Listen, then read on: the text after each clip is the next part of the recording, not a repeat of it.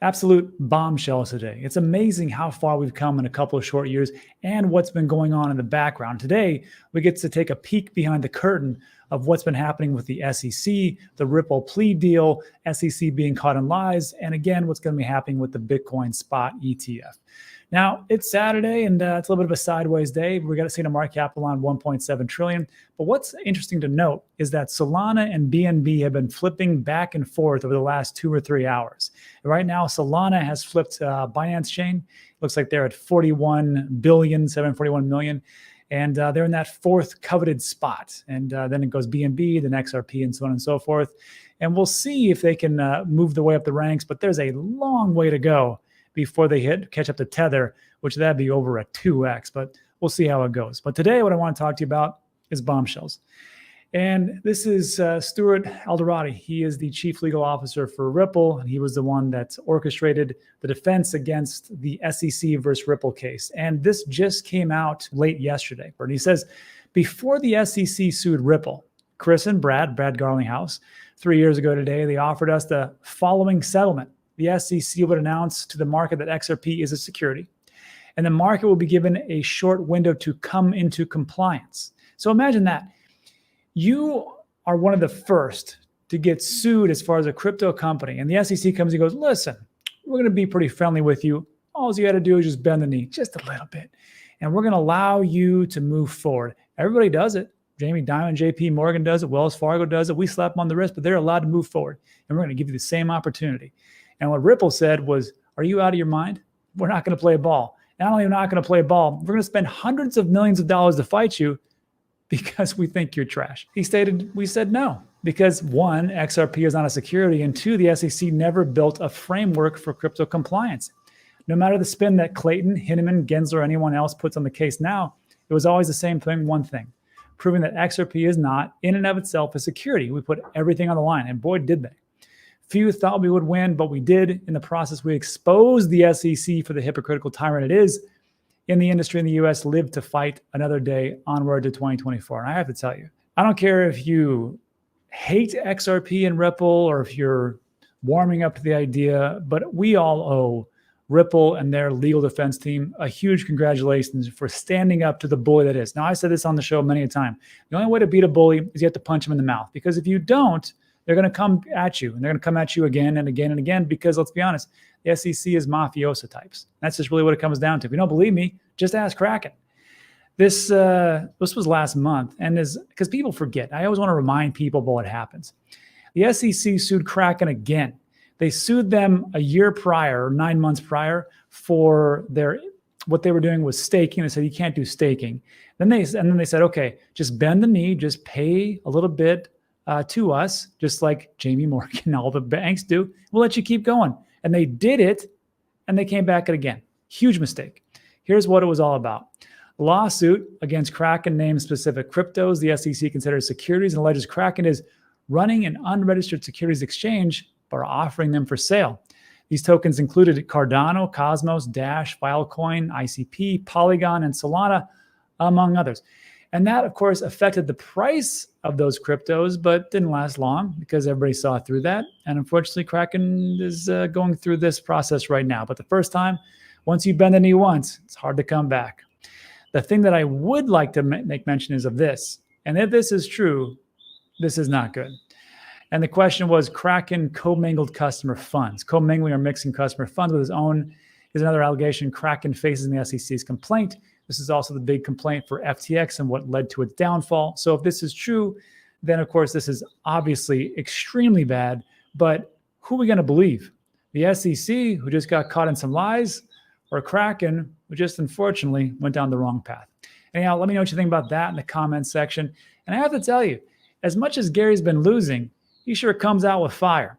This was, again, a couple of days ago, and he came out on, I think it was CNBC, and just said, look, there is nothing but bad actors. They are hypocrites and scam artists and liars. And that is essentially what the crypto market is, and they're not in compliance. I want you to listen to this, and I want you to see just how important it is for the community to step up and what they did. So listen to what this is. This is a minute of Gary talking. A lot of non-compliance with the securities laws that are there to help give you the disclosure so you can make the investment decision, but also to protect you against fraud and manipulation. And there's been far too much fraud and bad actors in the crypto field.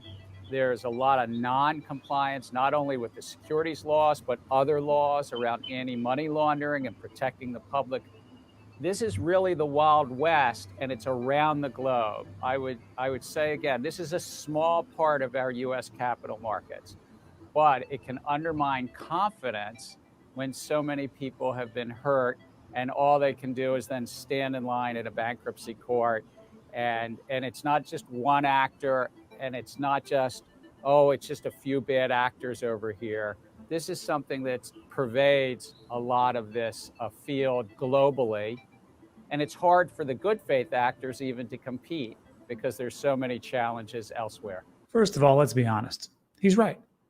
There are some bad actors in the field. I cannot deny that. Let's take a look at, I don't know, the Voyagers, the Celsius, the FTX, the BlockFi, and all the different centralized exchanges that have went awry, not to mention all the different crypto projects that have been rug pulls.